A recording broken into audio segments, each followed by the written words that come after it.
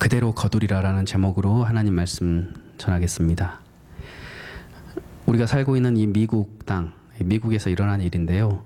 한 지점의 그 은행장님의 이야기입니다. 이 지점, 이 은행의 이 지점은요, 지하에 주차장을 가지고 있었습니다. 그리고 그 빌딩 안에는 많은 가게들과 그리고 오피스들이 그 한 건물 안에 있는 그런 큰 빌딩이었습니다. 이제 거기에 그 1층에 이제 은행이 있었습니다. 그런데 특별히 이제 주차 요금을 이 은행을 방문하시는 분들에게 은행에서 도장을 받아가기만 하면 지하에 그 주차 요금을 물지 않고 그 건물을 빠져나가게 되는 그런 시스템이었습니다. 그런데 해가 거듭되면서 이 주차난이 문제가 되기 시작했습니다. 왜냐하면 고객들이 이것을 남용하기 시작했기 때문입니다. 그래서 이 빌딩 안에 들어와서 쇼핑을 다 하고 자기 볼일 다 보고 하루 종일 일할 거 다 하고 나서 마지막에 은행에 잠깐 들러서 이 도장을 찍고 나가는 일이 많아지게 됩니다.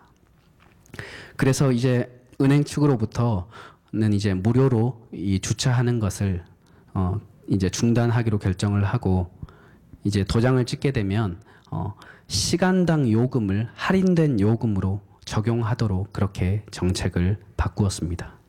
그런데 어느 날 이제 청바지를 입고 이 모직 셔츠를 입고 그렇게 좀 허름한 이 복장을 하신 그런 할아버지 한 분이 줄을 섰습니다. 이 은행에 다 줄을 서고 이제 자기 차례가 되자 이 은행인에게 소액의 금액을 이제 예금을 합니다.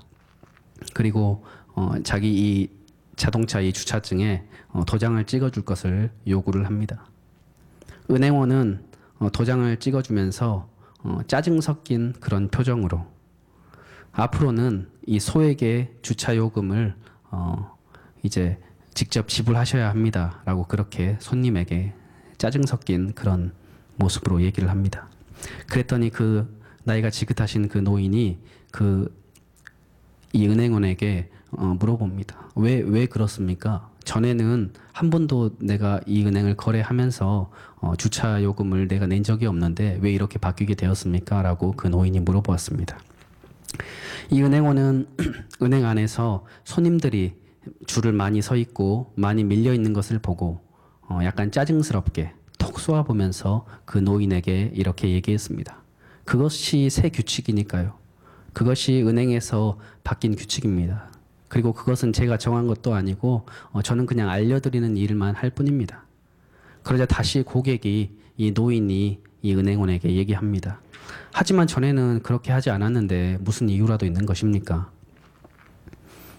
은행원은 더욱더 짜증 섞인 목소리로 고객에게 얘기를 합니다. 제가 할 얘기는 다 한 것 같으니까요. 혹시라도 이 부분에 대해서 컴플레인이 있으시면 줄을 서셨다가 제 지점장님을 만나시든지 뭐 그렇게 하시는 게 좋을 것 같습니다. 왜냐하면 뒤에 지금 사람들이 많이 지금 줄을 서서 업무를 봐야 되기 때문에 빨리 좀 비켜주면 좋을 것 같습니다. 그렇게 불쾌하게 대답을 했습니다. 그리고 이제 이 노인 신사가 다시 맨 뒤로 가서 줄을 섰습니다. 한참을 줄을 서서 이제 자신의 차례가 되었을 때에 그 은행원 앞에 가서 창구에 가서 그동안 자신이 거래하고 있었던 자금인 420만 불을 인출해서 바로 건너편에 있는 은행에 입금을 해버렸습니다. 은행원이 불친절이라고 하는 씨앗을 심었고요. 그 은행은 그 대가로 420만 불이라고 하는 이 큰 돈을 내어주게 되었습니다. 또 한 가지 사례가 있는데요. 폭풍우가 심하게 불던 날이었습니다. 이날 저녁 밤늦은 시간에 한 노부부가 호텔에 들어오게 됩니다. 그런데 들어와 보니까 그 호텔이 10,000원입니다. 자리가 없어요. 꽉 차서 이제 자리가 없는데 근데 이제 이 폭풍우가 부는 이 저녁에 이 도시에 큰 행사가 있었기 때문에 어디를 가도 지금 다 호텔이 10,000원일 것이라는 것을 예측을 하고 있었던 이 두 노인은 너무나 당황스럽고 난감한 표정으로 그저 이 로비에서 창밖에 그 폭풍우 치는 그 창밖을 바라보면서 우두커니 그 밖을 바라보고 서 있었습니다. 그런데 그때에 종업원 한 사람이, 한 친구가 가까이 다가와서 마치 자신의 잘못으로 방을 얻지 못한 것처럼 그 노부부 앞에서 죄송하다고 너무너무 걱정스러운 표정으로 이렇게 얘기를 합니다. 이렇게 폭풍우가 치는 이 날씨에 다른 곳에 가셔도 룸을 잡기가 힘들 것입니다. 혹시 괜찮으시다면 불편하시겠지만 제가 묵고 있는 제 방에 오늘 저녁에 이렇게 투숙하시는 것은 어떠십니까? 노 부부는 그 청년의 간곡한 부탁과 권유 때문에 그 방을 쓰기로 결정합니다. 그리고 그 청년은 소파에서 이 밤을 지새게 됩니다. 이제 아침이 되었을 때 노 부부가 호텔방에 나와서 카운터에서 계산을 하면서 그 청년을 바라보면서 이렇게 얘기를 했습니다. 제가 당신을 위해서 제가 미국에서 가장 좋은 호텔을 지어드리겠습니다. 그저 조용히 미소로만 응하고 있었던 그 청년, 이제 그로부터 1년이 지나고 2년이 지나고 10년이 지난 후에 이 종업원 청년에게 노 부부의 초대장이 보내졌습니다. 뉴욕으로 오라는 초대장이었습니다. 웅장한 건물들이 서 있는 5번가와 34번가 교차 모퉁이길에 그 길로 데려갔던 이 노 부부는 큰 호텔을 가리키면서 이 호텔이 바로 몇 년 전 내가 당신에게 주겠다고 약속했던 그 호텔이다라고 얘기를 합니다. 그 호텔은 바로 유명한 윌토프 아스토리아 호텔이었습니다. 그리고 그 호텔의 주인은 노 부부였습니다. 그리고 이 호텔의 첫 관리자로 바로 이 볼트라고 하는 청년을 지명한 것입니다. 친절이라고 하는 씨앗을 심고 그리고 이 씨앗의 열매를 거두는 장면을 보고 계십니다. 우리는 우리가 모르는 사이에 계속해서 우리의 인생에 무엇인가를 계속해서 심고 있습니다. 그것은 우리의 의도가 있었건 혹은 우리의 의도가 전혀 없었건 간에 상관없이 그 심은 결과는 바로 우리의 인생과 그리고 또한 우리 자녀들, 이 후손의 인생에 큰 영향을 주고 있는 것입니다. 현재 여러분의 삶은 바로 과거에 여러분이 심은 그 씨앗의 결과입니다. 우리는 과거를 바꿀 방법은 없습니다. 과거를 바꿀 수는 없지만 우리는 우리의 미래를 바꾸기 위하여서 바로 오늘 이 시간, 현재라고 하는 이곳에서 우리는 하나님 앞에 심기 시작해야 합니다. 오늘 본문 말씀에서는 우리에게 심고 거두는 중요한 원리를 가르쳐주고 있습니다. 바로 우리가 함께 읽었던 그 7절 말씀에서요. 사람이 무엇으로 심든지 그대로 거둔다라고 말씀하고 있습니다. 그런데 이 본문 말씀에서 이 원어 성경에서는 생략이 되어 있는 단어가 하나 있습니다. 그것이 뭐냐면 바로 그 단어는 가르라고 하는 단어입니다. 이 가르라고 하는 단어는 뭐냐면 진실로, 확실히, 단언컨대라고 하는 뜻을 가진 단어입니다. 내가 진실로, 반드시, 단언컨대 말하노니 사람이 무엇을 심든지 그것을 너희가 반드시 돌려받을 것이다 라는 것이 오늘 하나님의 말씀입니다. 그런데 오늘 이 본문 7절에 이제 앞에 부분이 하나님은 업신여김을 받지 아니하신다라고 기록이 되어 있습니다. 이 말씀의 의미가 무엇인가? 나는 내 삶에서 육체의 열매를 심었습니다. 이 육체의 씨앗을 심어놓고 마치 내가 영혼의 영생의 영원한 열매를 맺을 것처럼 나 자신을 속이고 하나님을 속이고 살아가는 그런 행위를 하고 있는 사람들에게 하나님께서는 결코 그 사람들에게 조롱당하지 않겠다라는 뜻입니다. 내가 그것을 절대로 묵과하지 않겠다라는 하나님의 선언이 여기에 있습니다. 그러니까 이 7절 말씀이 얼마나 무서운 말씀이냐면 너희가 심은 그대로를 확실히 내가 너희에게 돌려주겠다. 그리고 또한 절대로 심지 않는 것은 절대로 거두게 하지 않겠다라고 하는 이 하나님의 강력한 의지가 이 본문 말씀 속에 들어와 있습니다. 그럼 정말로 하나님께서 사람이 무엇으로 심든지 그것을 정말 돌려주시는 분이신가? 성경 속에서 한번 살펴보겠습니다. 사무엘상 2장 30절 말씀인데요.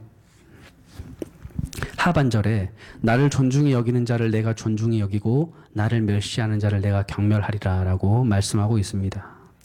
하나님께서는 하나님에게 선한 것, 영원한 것, 좋은 것들로 하나님께 심어 놓으면 하나님은 하나님 자신을 존중히 여기는 것으로 알고 하나님께서는 그 심은 자에게 존중함으로 거두게 하시겠다라는 겁니다. 그러나 만약에 내가 하나님을 향해서 멸시하는 마음으로 살게 될 때에 하나님께서는 그를 향하여서 경멸하시겠다라고 약속하고 있습니다. 오늘 성경의 사무엘 상하, 역대 상하, 열왕기 상하에 흘러가는 하나님의 한 가지의 이 마음의 원리가 뭐냐면 바로 이 사무엘상, 지금 여러분이 보고 계시는 이 2장 30절의 말씀입니다. 하나님께서는 사실 그 역사의 그 왕이 누군가는 별로 관심이 없습니다. 하나님께서는 그 왕이 누구든지 나를 존중히 여기면 내가 그를 존중히 여겨 주겠다라는 것입니다. 그 왕의 출신이 어떻든지, 그 왕의 그 모습이 어떻든지, 외모가 어떻든지 상관없이 그 왕이 나를 존중히 여기면 나도 그를 존중히 여겨주겠다. 하지만 그 왕이 하나님을 멸시하면, 그 나라와 그 민족이 하나님을 멸시하면 하나님께서는 그를 경멸하시겠다라고 말씀하고 계십니다. 그래서 사무엘상에서부터 이 열왕기까지의 모든 밑바탕에는 어떤 왕은 하나님을 존중히 여길 때에 하나님께서 정말 그 왕과 그 나라와 그 민족을 존중히 여겨주셨고, 하나님을 멸시했을 때에는 하나님이 그 나라와 그 민족과 그 왕을 경멸하셨다는 것이 바로 히스토리, 역사인 것입니다. 간단하게 살펴보면 사무엘상을 봤을 때 사무엘상에서도 인물이 계속적으로 대조가 되어서 나옵니다. 어떤 인물이냐면 부모의 입장에서 봤을 때 하나님을 멸시했던 이 엘리 제사장의 모습이 나오고요. 반대로 한 그룹인 바로 이 부모의 입장에 봤을 때 하나님을 존중히 여겼던 엘가나와 한나, 이 모습이 나옵니다. 엘리 제사장이 얼마나 하나님을 멸시했는지 여러분은 잘 알고 계실 것입니다.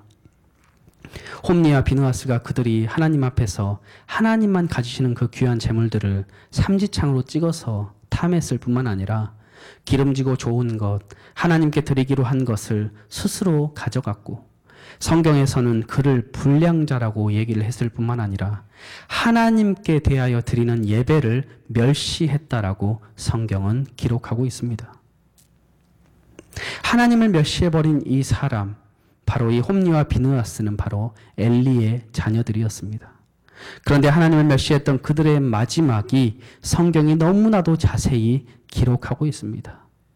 어떻게 기록을 해두었냐면 홈니와 비느하스가 블레셋과의 이 전쟁에서 처참하게 죽임을 당합니다. 그리고 그 소식을 들었던 이 아버지인 엘리 제사장이 의자에 앉아 있다가 뒤로 넘어지면서 목뼈가 부러져서 죽었다라고 성경은 이야기하고 있습니다. 비느하스의 아내가 아이를 낳으면서 죽습니다. 죽으면서 그 아이의 이름을 이가봇이라고 지었습니다. 하나님의 영광이 이스라엘을 떠났다는 것입니다. 그런데 아니죠. 하나님의 영광은 떠나지 않고 그대로 계셨습니다. 사무엘과 함께 계셨습니다. 어디를 떠나냐면 바로 엘리 가정을 떠난 것입니다. 하나님을 멸시했던 이 엘리 제사장의 그 부모의 가정이 멸절당하는 장면을 성경은 이상하게도 너무나도 자세하게 기록을 해두고, 그 앞절에서 나를 존중히 여기는 자를 내가 존중히 여기고 나를 멸시하는 자를 내가 경멸한다라고 하나님의 분명한 원리를 말씀해 주고 계십니다. 자식의 입장에서 봤을 때 이 사무엘상의 두 사람을 비교할 때 이 홈리와 비느하스, 하나님을 멸시하는 이 자식과 그리고 하나님을 존중하는 이 사무엘이 비교가 됩니다. 그 다음에 제사장의 입장에 봤을 때도 하나님을 멸시했을 때 이 엘리 제사장과 하나님을 존중히 여기는 이 사무엘 제사장의 모습이 함께 그려지고 있고요. 왕으로서는 초대 왕이었던 이 사울과 이 하나님을 멸시했던 이 왕과 그리고 하나님을 존중히 여겼던 다윗 왕이 이 사무엘상에 계속해서 등장을 하고 있습니다. 사무엘상에 나타나는 이 특별한 구조는 계속적으로 하나님을 멸시하는 이 한 그룹과 하나님을 존중히 여기는 이 한 그룹을 함께 보여주면서 하나님을 멸시했던 그 그룹이 어떻게 멸망을 당하였는지 그대로 여실히 보여주었을 뿐만 아니라 하나님을 존중히 여겼던 그 사람들은 하나님께 어떻게 존중함을 받았는지를 기록해 두었습니다. 사무엘하는 어떻습니까? 사무엘하에서는 이제 다윗이 등장을 합니다. 하나님께서는 한 인물을 통해서 똑같이 말씀을 하고 계십니다. 다윗이라는 참 보잘것없는 하찮은 정말 미움을받게 되지 않는 없고 없는 그 시절에 이 다윗이 하나님을 존중히 여길 때에 그가 왕이 되었다라는 얘기입니다. 같은 인물입니다. 같은 인물인 이 다윗이 어느 날 하나님을 멸시하게 됩니다. 다시 말하면 자신의 충신의 아내를 강간하고 충신을 죽여버리고 하나님의 성소에 매일 예배를 드리는 장면이 나옵니다. 하나님을 우롱하고 멸시할 때에 다윗은 같은 인물임에도 불구하고 그 안에서 공고함을 경험하게 됩니다. 그랬던 그가 하나님 앞에 참회하고 하나님 앞에 돌아왔을 때 하나님께서는 다시 그 다윗의 인생을 마지막까지 견고하게 세워주시는 것이 바로 사무엘 하의 주제입니다. 사무엘 상에서부터 시작해서 열왕기까지 흘러가는 그 모든 주제가 바로 네가 하나님 앞에 무엇을 심느냐, 네가 심는 것을 내가 너에게 그대로 거두게 해주겠다라고 하나님은 말씀하시는 것입니다. 한국 속담에 이런 속담이 있죠. 콩 심는데 콩 나고 팥 심는데 팥 난다. 여러분 어떻습니까? 좋은 속담입니까? 좋은 속담입니다. 한 농부가요, 콩을 심었는데 그 해에 너무 농사가 잘 된 거예요. 풍년이 들었습니다. 그런데 이제 저만 풍년 든 게 아니라 주위의 사람들도 다 이 농사가 잘 돼가지고 콩이 너무 많이 생산이 되니까 콩값이 떨어지는 거예요. 그래서 이걸 다 수확을 해도 재료비도 나올 것 같지 않아요. 그래서 이 농부가 하나님 앞에서 이 성경을 보다가 갑자기 깨달은 게 뭐냐면 한 말씀이 생각이 나는 겁니다. 할 수 있거든이 무슨 말이냐? 믿는 자에게 능치 못함이 없다. 이 말씀이 생각이 나는 겁니다. 그래서 하나님께 이렇게 기도를 합니다. 하나님, 다른 집의 콩은 콩 그대로 있을지라도 우리 집 콩은 팥 될 줄 믿습니다. 어떻게 됐을까요? 안 되더랍니다. 그 이유가 무엇이었냐면 믿는 자에게 능치 못함이 없다라고 하는 구절보다 심는 대로 거둔다라는 그 구절이 더 셉니다. 그래서 이 농부가 다시 한번 성경을 이렇게 보니까 또 한 구절이 보이는 거예요. 그 마음에 마음을 시원케 하고 감동을 주는데 기도에는 능치 못함이 없다라는 겁니다. 기도에는 능치 못함이 없다. 그래서 하나님 앞에 다시 기도를 합니다. 하나님, 다른 집 콩은 전부 콩 그대로 있을지언정 하나님의 기도에 능력이 있는 줄 믿사오니 우리 집 콩은 팥 되게 하여 주시옵소서. 이렇게 기도를 했답니다. 그런데 콩이 그대로 있습니다. 왜냐하면 기도는 능치 못함이 없다라는 구절보다 심는 대로 거둔다라는 그 구절이 더 셉니다. 어떻게 알 수 있는가? 예수님께서 달란트 비유에서 한 달란트를 남겨놓은 사람이 주님 앞에 이렇게 얘기를 합니다. 주님, 주님은 굳은 사람이라 심지 않은 데서 거두고 해치지 않은 데서 모으는 줄을 내가 알았으니 내가 당신의 것을 숨겨두었다. 이제 가져옵니다. 보십시오. 여기 있습니다. 그러자 주인이 얘기를 합니다. 주님께서 너 주인을 잘 몰랐다. 나는 심지 않고는 거두지 않는다. 이 악하고 게으른 종을 바깥 어두운 데로 내어 쫓으라. 거기서 슬퍼하며 이를 갈미 있으리라. 오늘 본문 말씀 속에서 무엇을 말하고 있습니까? 하나님을 속이지 말라는 것입니다. 주님이 뭐라고 하시냐면 네가 그러면 악하답니다. 무슨 얘기를 하시냐면 심지 않고 열매만을 기다리고 있는 성도들에게 악하답니다. 그것은 하나님을 업신여기는 것이랍니다. 하나님의 말씀을 따라서 순종하고 말씀으로 내 인생을 경영하지 않고 하나님의 말씀에 놀라운 복을 기대하고 있는 우리의 마음속에 하나님이 하나님을 업신여겼답니다. 악하다라고 얘기를 합니다. 여러분, 내가 내 부모에게 효를 다하고 있지 않았음에도 불구하고 내 자식에게 효를 기다리고 있을 때에 하나님께서 뭐라고 말씀하시냐면요. 악하답니다. 여러분, 내가 부모를 대하는 그 여러분의 심정이 바로 우리의 자녀가 후에 저와 여러분을 대하는 심정이 될 것을 믿으시길 바랍니다. 왜요? 하나님은 심는 대로 거두시는 분이시기 때문입니다. 오늘 내 삶에서 내가 부모님을 진심으로 사랑하고 그분을 진심으로 존경하지 않는 한, 하나님께 그것을 우리가 심지 않는 한, 우리에게 돌아오는 것이 내 마음으로, 지금 내가 가지고 있는 이 마음으로 부모를 공경했던 그 수치만큼 내 자녀가 나를 그렇게 대할 것이라고 믿는 것이 바로 신앙입니다. 여러분, 야곱은 형을 속였죠. 한번 사기치고 하나님께서는 이 삼촌 라반의 집에서 20년간 사기를 당하게 합니다. 야곱은 아버지를 한번 속였습니다. 염소를 가져다가 죽이고 염소토를 다 발라서 형인 것처럼 속였습니다.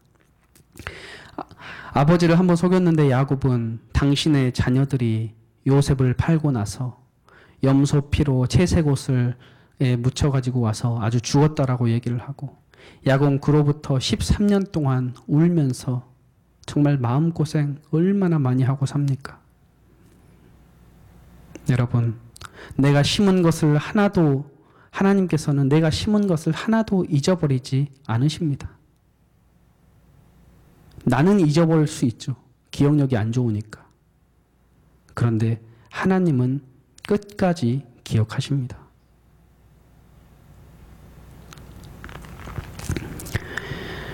반드시 내 삶의 현장에서 하나님께서는 그 씨앗의 열매를 거두게 하시더라는 것입니다.